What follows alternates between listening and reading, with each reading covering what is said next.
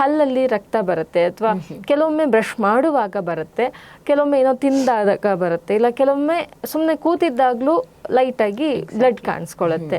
ಇದು ಯಾಕಾಗಿ? Even minute brush bristles touch ಆಗಿದ್ರೂ ಬ್ಲೀಡಿಂಗ್ ಬರುತ್ತೆ. It is because of the presence of the plaque on the teeth. Bone gum ಹಲ್ಲಿರುತ್ತೆ, gum bone ಆಮೇಲೆ ಹಲ್ಲಿಂದ attachment loss ಆಗಿಬಿಟ್ರೆ ಇನ್ಫ್ಲೇಮ್ ಆಗುತ್ತೆ. ಯಾಕಂದ್ರೆ anything which leaves the body will get inflamed. ನಮಸ್ಕಾರ ವೀಕ್ಷಕರೇ, ಸಂಯುಕ್ತ ಕರ್ನಾಟಕ ನಮ್ಮ ಡಾಕ್ಟರ್ ಕಾರ್ಯಕ್ರಮಕ್ಕೆ ಆತ್ಮೀಯವಾದ ಸ್ವಾಗತ. ಹಿಂದಿನ ಸಂಚಿಕೆಯಲ್ಲಿ ನಾವು ಹಲ್ಲಿನ ಸಂರಕ್ಷಣೆ ಬಗ್ಗೆ ಮಾತಾಡಿದ್ವಿ. ಇವತ್ತು ಕೂಡ ಹಲ್ಲಿನಲ್ಲಿ ಅಥವಾ ಒಸಡಿನಲ್ಲಿ ರಕ್ತಸ್ರಾವ ಆಗುತ್ತೆ. ಇದು ಯಾಕಾಗಿ ಆಗುತ್ತೆ? ನಾವು ಅನ್ಕೊಂತೀವಿ ಬ್ರಷ್ ಮಾಡುವಾಗ ಹಾರ್ಡ್ ಬ್ರಷ್ ಯೂಸ್ ಮಾಡಿದ್ರೆ ಅಥವಾ ಒಸಡು ಲೂಸ್ ಆಗಿದ್ರೆ ರಕ್ತಸ್ರಾವ ಆಗುತ್ತೆ ಅಂತ ಹೇಳಿ ಒಂದು ಸಿಂಪಲ್ ಆಗಿ ಜನರಲ್ ನಾಲೆಡ್ಜ್ ಅಂತ ಹೇಳ್ಬೋದು. ಇದಕ್ಕೆ ಸಂಬಂಧಿಸಿದಂತೆ ಇನ್ನಷ್ಟು ಮಾಹಿತಿಯನ್ನು ನಮಗೆ ನೀಡಲು ಇಂದು ನಮ್ಮೊಂದಿಗಿದ್ದಾರೆ ಖ್ಯಾತ ದಂತ ವೈದ್ಯೆ ಡಾಕ್ಟರ್ ಅಂಜುಮ್ ಅವರು. ಮೇಡಮ್, ಕಾರ್ಯಕ್ರಮಕ್ಕೆ ಆತ್ಮೀಯವಾದ ಸ್ವಾಗತ. ಈಗಾಗಲೇ ನಾನು ಹೇಳ್ದಾಗೆ ಹಲ್ಲಲ್ಲಿ ರಕ್ತ ಬರುತ್ತೆ ಅಥವಾ ಕೆಲವೊಮ್ಮೆ ಬ್ರಷ್ ಮಾಡುವಾಗ ಬರುತ್ತೆ, ಕೆಲವೊಮ್ಮೆ ಏನೋ ತಿಂದಾಗ ಬರುತ್ತೆ, ಇಲ್ಲ ಕೆಲವೊಮ್ಮೆ ಸುಮ್ಮನೆ ಕೂತಿದ್ದಾಗ್ಲೂ ಲೈಟ್ ಆಗಿ ಬ್ಲಡ್ ಕಾಣಿಸ್ಕೊಳ್ಳುತ್ತೆ. ಇದು ಯಾಕಾಗಿ? ಓಕೆ, ರಕ್ತ ಬರೋದು ಹಲ್ಲಿನಲ್ಲಿ is because of the loose and gums loose ಆಗಿಬಿಟ್ರೆ ರಕ್ತ capillaries will be blown up inside. The way I am telling is because of that bleeding happens. Even minute brush bristles touch ಆಗಿದ್ರೂ bleeding ಬರುತ್ತೆ. It is because of the presence of the plaque on the teeth. Okay, so the basic treatment for it is we have to go with the removal of the plaque. ಯಾಕಂದ್ರೆ plaque ಹಲ್ಲು ಮತ್ತೆ gums ಮಧ್ಯದಲ್ಲಿ ಬಂದ್ಬಿಡುತ್ತೆ. ಆವಾಗ gum attachment is lost to the tooth.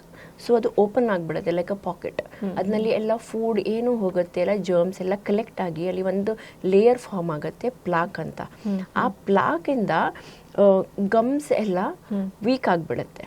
Once the gum is a mucous membrane types, right? So ಅದು mucous membrane weak ಆಗಿಬಿಟ್ರೆ ಅಲ್ಲಿ capillaries ಜಾಸ್ತಿ ಆಗಿ ಮೈನ್ಯೂಟ್ ಕ್ಯಾಪಿಲರಿನೂ ಬ್ಲೀಡ್ ಆಗಿಬಿಡುತ್ತೆ. Will be inflamed. Because of that bleeding ಆಗುತ್ತೆ. ಬ್ರಷ್ನಲ್ಲಿ also you might have seen ಸ್ವಲ್ಪ light stain of blood comes in the brush. ಯಾಕೆ ಅಂದರೆ ಪ್ಲಾಕ್ ಪ್ರೆಸೆಂಟ್ ಇದೆ ಹಲ್ ಮೇಲೆ. ನೀವು ಕ್ಲೀನಪ್ ಮಾಡಿಸ್ಬೇಕಾಗತ್ತೆ, ಪ್ರೊಫೆಷ್ನಲ್ ಕ್ಲೀನಪ್. ಯಾಕಂದರೆ ನಾರ್ಮಲ್ ಬ್ರಷಿಂಗ್ನಲ್ಲಿ ಅದು ಹೋಗಲ್ಲ, because it is present between the ಗಮ್ಸ್ and between the teeth in the interface. That can not be removed by brushing. ಅದು ಮೆಕ್ಯಾನಿಕಲ್ ಕ್ಲೀನಪ್ ಮಾಡಿಸ್ತೀವಿ. ಮೆಕ್ಯಾನಿಕಲ್ ಕ್ಲೀನಪ್ ಅಂದರೆ ಸ್ಕೇಲಿಂಗ್, ಅಂದರೆ ಕ್ಲೀನಪ್, ಓರಲ್ ಪ್ರೊಫಿಲ್ಯಾಕ್ಸಿಸ್ ಅಂತ ಹೇಳ್ತಾರೆ ಡಾಕ್ಟರ್ಸ್. ಅದು ಮಾಡಿಸಿದ್ರೆ ಅವರು ಡೀಪ್ ಆಗಿ ಹೋಗ್ತಾರೆ, ಗಮ್ಸ್ ಮತ್ತು ಹಲ್ ಮಧ್ಯದಲ್ಲಿ ಡೀಪ್ ಆಗಿ ಹೋಗಿ ಅದು ಪ್ಲಾಕ್ ತೆಗಿತಾರೆ. ಆವಾಗ ಒಂದ್ಸಾರಿ ಅದು ತೆಗ್ಬಿಟ್ರೆ gums will go in attach to the bone and the tooth properly. Okay, so that time the gums inflammation is reduced. After that there is no bleeding. You always can watch after the cleanup there is a significant reduction in the bleeding level in the brush also or on touching. Certain another causes ide. It's like dental science nalli ke bleeding periodontal issues indanu agutte. Periodontal again is a gum issue only, one thing, but very deep agbitre gums worst ಆಗಿಬಿಡುತ್ತೆ. ಸ್ವಲ್ಪ ಜನರು oral hygiene maintain ಮಾಡಲ್ಲ. Brushes actually ನಾವು 2 times brush ಮಾಡಿ ಅಂತ ಹೇಳ್ತೀವಿ. Certain people don't even brush for a week. There are people in the villages and all, they don't, they just ಕುಲ್ಲ ಮಾಡ್ತಾರೆ, ಫಿಂಗರ್ಸ್ ಯೂಸ್ ಮಾಡ್ತಾರೆ, which is not an effective way of brushing. Because of that ಅವ್ರಿಗೆ gums ಎಲ್ಲ inflamed ಆಗೋದು ಶುರು ಆಗಿಬಿಡುತ್ತೆ. ಅದರಿಂದನೂ ಬ್ಲೀಡಿಂಗ್ಸ್ ಜಾಸ್ತಿ ಇರುತ್ತೆ because of the plaque content in the tooth. ಏನು ಸಮಸ್ಯೆ ಆಗುತ್ತೆ? ಅದು ಹಂಗೆ ನಾವು ಬಿಡ್ತೀವಿ, ಬ್ಲಡ್ ಬರ್ತಾ ಇದ್ರು ಕೂಡ ಬಿಡು ಅನ್ಕೊಂಡು ಬಿಟ್ಬಿಟ್ರೆ ಏನು ಪ್ರಾಬ್ಲಮ್? ಓಕೆ, ನೋಡಿ, ಗಮ್ಸ್ ನಾನು ಹೇಳಿದ್ದೆ ಅಟ್ಯಾಚ್ಮೆಂಟ್ ಲಾಸ್ ಆಗುತ್ತೆ ಇಲ್ಲಿ, ಅದರಿಂದ ಬ್ಲೀಡಿಂಗ್ ಆಗೋದು. ಗಮ್ ಆಮೇಲೆ ಹಲ್ಗೆ ಅಟ್ಯಾಚ್ಮೆಂಟ್ ಲಾಸ್ ಆಗುತ್ತೆ. ಬೋನ್ ಗಮ್ ಹಲ್ಲಿರುತ್ತೆ, ಗಮ್ ಬೋನ್ ಆಮೇಲೆ ಹಲ್ಲಿಂದ ಅಟ್ಯಾಚ್ಮೆಂಟ್ ಲಾಸ್ ಆಗಿಬಿಟ್ರೆ ಇನ್ಫ್ಲೇಮ್ ಆಗುತ್ತೆ. ಯಾಕಂದರೆ anything which leaves the body will get inflamed. ಅದು ವೆರಿ ಸ್ವಲ್ಪ ಟಚ್ ಇಂದನೂ ಬ್ಲೀಡಿಂಗ್ ಆಗುತ್ತೆ. ಅದು ಅಷ್ಟು ಸೆನ್ಸಿಟಿವ್ ಆಗೋದ್ಬಿಡುತ್ತೆ. ಅದು skin by oral cavity skin ಅಷ್ಟು ಸೆನ್ಸಿಟಿವ್ ಇರುತ್ತೆ. Because of that it will bleed first of all. Second thing is once that attachment is lost there is movement of the teeth also happening. Mobility ಆಗುತ್ತೆ, ಅಲ್ಲಾಡೋದು start ಆಗಿಬಿಡುತ್ತೆ. ಯಾಕಂದರೆ attachment loss ಆಗಿದ್ರೆ it is like the tree, if it is attachment with the mud lost ಆಗಿದ್ರೆ it will start moving, right, it may fall. So the same way ಹಲ್ಲು move ಆಗುತ್ತೆ. ಸ್ವಲ್ಪ ಜನರದಲ್ಲಿ ಹಲ್ಲು ಅಲ್ಲಾಡ್ತಾ ಇದೆ ಅಂತ ಕಂಪ್ಲೇಂಟ್ ಮಾಡ್ತಾರೆ ಜನರು. ಅದರಿಂದ ಅದು ಅಟ್ಯಾಚ್ಮೆಂಟ್ ಲಾಸ್ ಇಂದಾನೆ ಅದು ಗಮ್ಸ್ ಇದಾಗುತ್ತೆ. ಸೊ ಇವಾಗ ಹೊಸರಲ್ಲಿ ರಕ್ತ ಬರೋದು ಮಕ್ಕಳಿಗೂ ಕಾಣಿಸ್ಕೊಳ್ಳುತ್ತಾ?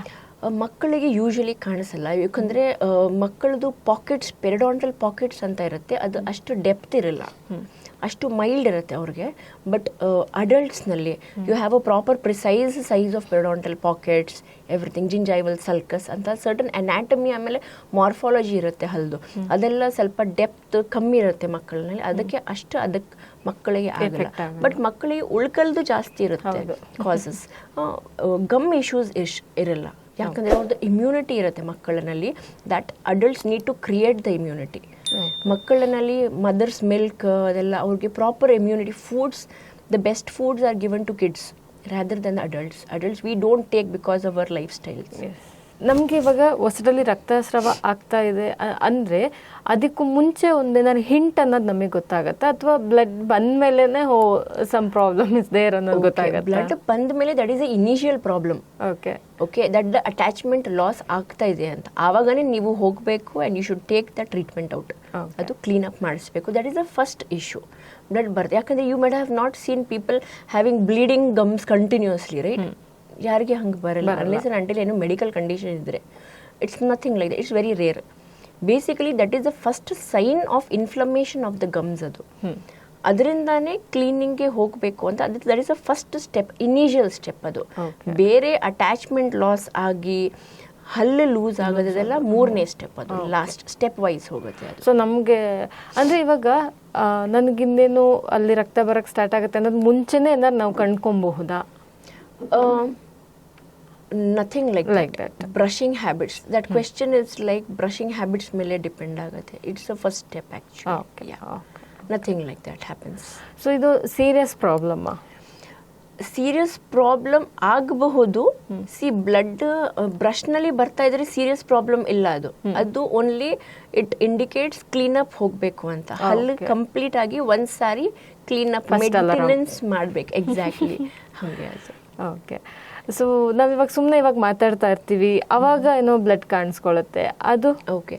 ಅದು ಆ್ಯಕ್ಚುಲಿ ಅವ್ರಿಗೆ ಬ್ಲಡ್ ಮಾತಾಡ್ತಾ ಇರ್ತೀವಿ, ಬ್ಲಡ್ ಕಾಣಿಸ್ಕೊಳ್ಳುತ್ತೆ ಅಂದರೆ ಆವಾಗ ಆಲ್ರೆಡಿ ಅವ್ರದ್ದು ಅಟ್ಯಾಚ್ಮೆಂಟ್ ಲಾಸ್ ಆಗಿದೆ.